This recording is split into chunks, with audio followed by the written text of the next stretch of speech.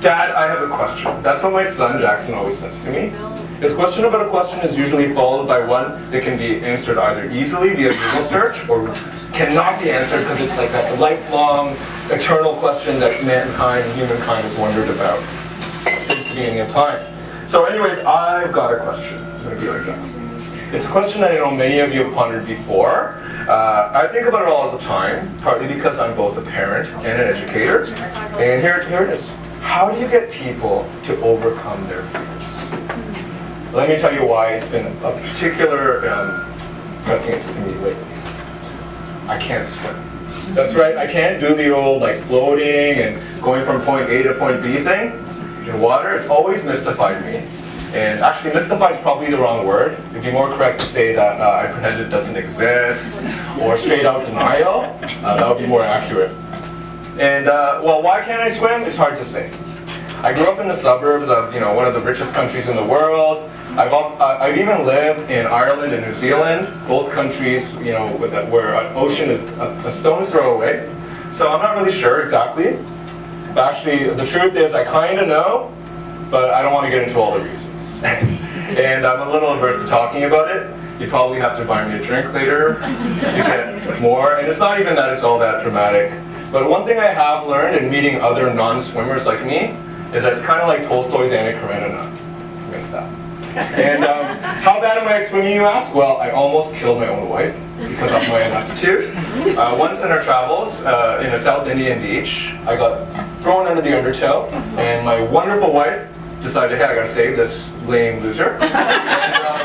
And I actually almost ended up killing her because I did the old panicking thing, and I almost took her down with me, like Romeo taking Juliet down into the abyss, sort of thing. So I'm so bad at swimming that the mere act of trying ends up possibly with my loved ones getting killed. Okay? And that's partly why I've been so unnaturally obsessed with my own kids learning how to swim. Like I'm like a dictator with it, right? But that eventually came to the problem where my children said, but Daddy, why can't you swim?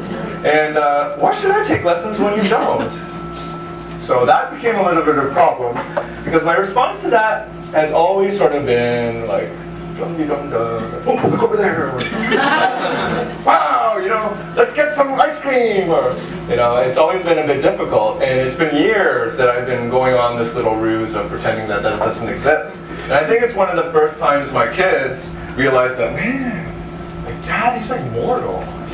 He not only sucks at something, but his attitude kind of blows too. So that was tough. So anyway, it took years and years, but just last month I made the decision, I'm going to learn to swim. And,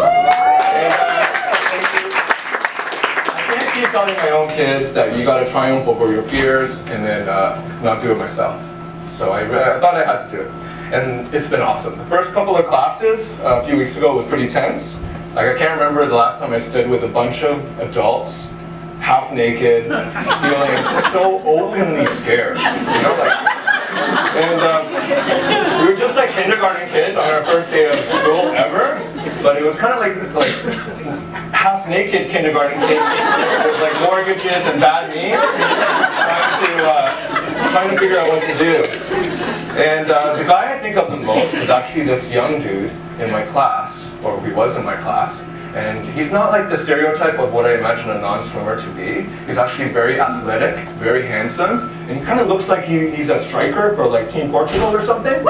And so, that's for you, yep. So there was a point in the water where I was with him because I was his partner, and he was hyperventilating.